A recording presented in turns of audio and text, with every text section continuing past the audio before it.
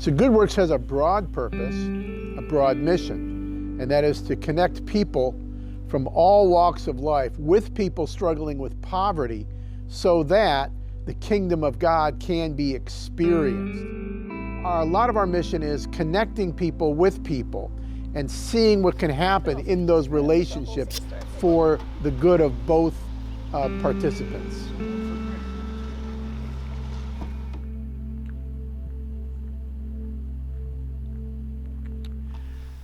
Good Work started when I was an Ohio University student during my senior year, and I asked my professors if I could do the internship for my degree by creating a space in the basement of my house for people who had no place to live. But as it grew and we started taking in more and more people, I realized we needed to form ourselves as a nonprofit. So we got our incorporation papers together as a nonprofit, and I was designated at that time as the executive director, and that was in the early 80s. I got injured as a construction worker and got prescribed opiates and became addicted to them, which really took a toll on my life, and I eventually lost everything. In 2009, I ended up in the Timothy House after going through a recovery treatment. It was a scary ideal at first. You know, in the movies you see homeless shelters in the big city, and it can look like a scary place. So that wasn't my experience at all. When I showed up, it was very different. It wasn't what I expected at all. The house housed about 16 people. There was 3 bunk beds in the men's room that I stayed in. Our room could house up to 6 guys. So it was very different from what I would see in the movies or on TV. I come back probably about 6 months after transitioning out of the Timothy House. I came and actually volunteered right here on this property building, the Hope Center. I laid some brick in there for their fireplace and poured concrete sidewalks, and at the time I was exploring starting my own business. So working here kind of gave me the self-esteem and the just volunteering and leading other volunteers in these projects kind of motivated me to be able to take a leap of faith and take a risk, you know, step out. And as they gave me responsibility, I started to believe in myself again and realized that, you know, that I may be able to do this. I just didn't have any place to go. Didn't have any transportation. I didn't know anybody. Just didn't really have any place I was going, but just trying to survive. So I got admitted to the behavioral facility. Before I left there, they told me that there was a place called Good Works. It was a shelter, and I could call them if I wanted to. And since I didn't have any place to go and I didn't know anyone, I called, and they did a telephone interview with me, and the next day I was admitted at the shelter. They were really paid attention to what was going on with me.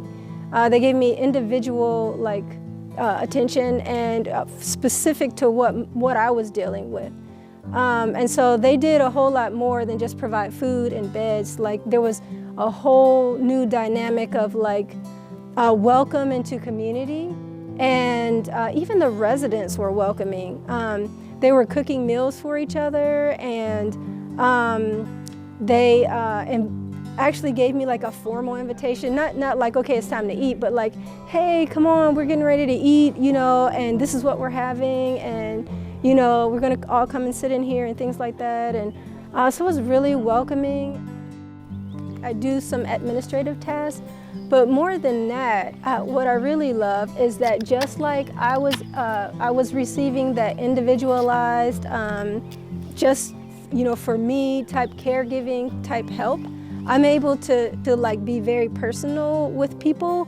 And so when they come through to volunteer in our initiatives, like say there's somebody that's coming into our Transformation Station program and they're volunteering for a vehicle or they're volunteering for appliances or food or whatever it is, I'm the one that they first meet usually, and we do a tour together and we do an interview together. And it's a relaxing type of a thing where they get to share with me about themselves, and I also, you know, if it's okay with them, share with them some of my story as well.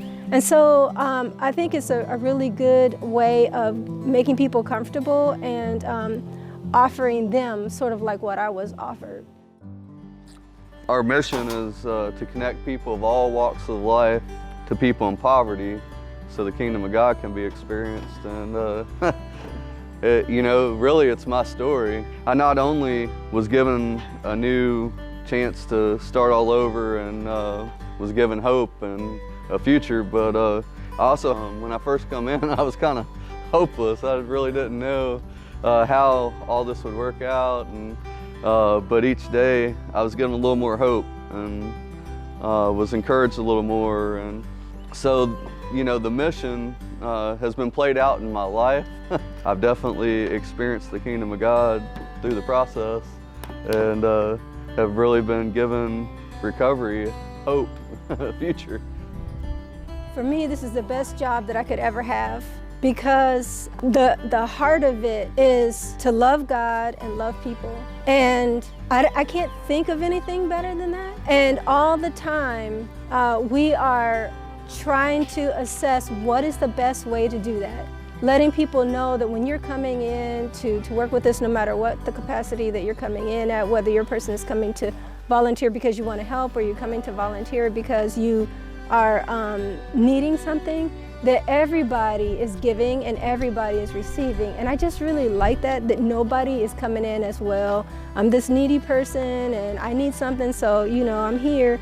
Everybody's made to feel, you know, to know that they have self-worth and that they have value. And so I can't think of anything better than that. From the earliest days of Good Works, I've had my eye on this idea that the people who come through our ministry that have been recipients could experience opportunity to come in as volunteers and then interns and then staff. And that's really what's happened many, many times.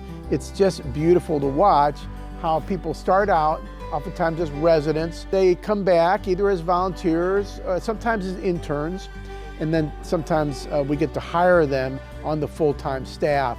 And what they become at that point is a voice of perspective for us that helps us to see things that maybe we might naturally miss, but they are able to intervene and make an observation that kind of at times can even shift the whole perspective of the conversation based on the fact that they understand what it means to be in the situation of homelessness in many ways unlike the rest of us.